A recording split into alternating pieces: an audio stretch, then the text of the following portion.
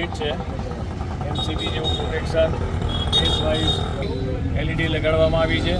એના લ્યુમેન્સ પણ હમણાં ચેક કર્યા છે। લક્ષ લેવલ પણ ખૂબ સરસ છે। સ્વર્ણિમ જયંતિ મુખ્યમંત્રી આપણે કઈ બાજુ પાડો રોડ ઉપર જ લઈ લઈએ રોડ ઉપર કઈ જગ્યા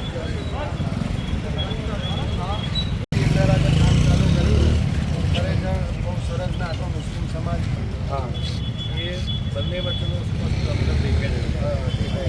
આખો રોડ સમગ્ર મુસ્લિમ સમાજ તમારો આભાર માને છે કોર્પોરેશનનો અને પંકજભાઈ દેસાઈ સાહેબનો કે જ્યારે સમાજ જે કોઈ રજૂઆત લઈને આવી છે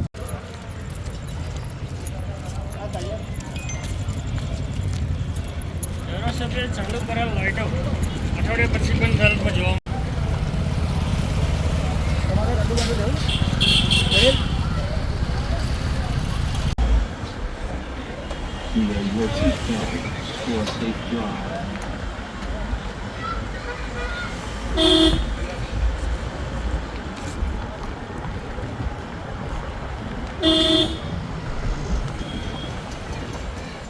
આપનો પરિચય?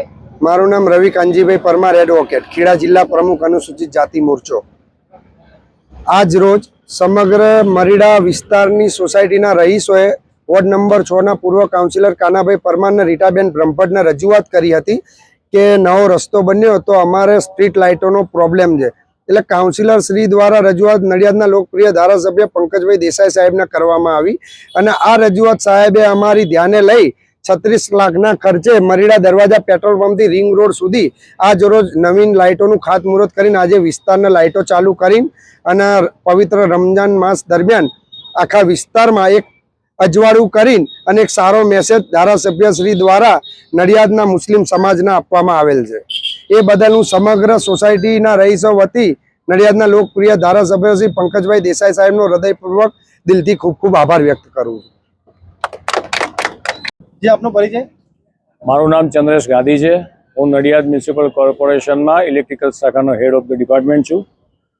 સ્વર્ણિમ જયંતિ મુખ્યમંત્રી શહેરી વિકાસ યોજના હેઠળ મરીડા પેટ્રોલ પંપથી શરૂ કરી અને મરીડા રિંગ રોડ સુધીનો જે મુખ્ય રસ્તો નવો બનાવવામાં આવેલો છે તેના ઉપર આ યોજના સ્વર્ણિમ જયંતિ યોજના હેઠળ ફળવાયેલી ગ્રાન્ટમાંથી 37 લાખ રૂપિયાના ખર્ચે આજરોજ નવીન સ્ટ્રીટ લાઇટ અને પોલ સહિત બધું ટોટલ નવું સ્ટ્રક્ચર ઊભું કરી અને પ્રજાને સુખાર્થે સમર્પિત કરવામાં આવેલું છે।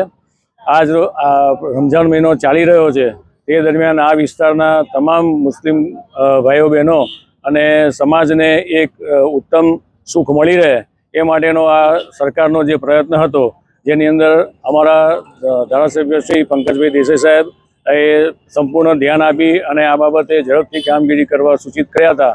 એ અનુસંધાને અમે આજરોજ આ કામગીરી પૂર્ણ કરેલ છે।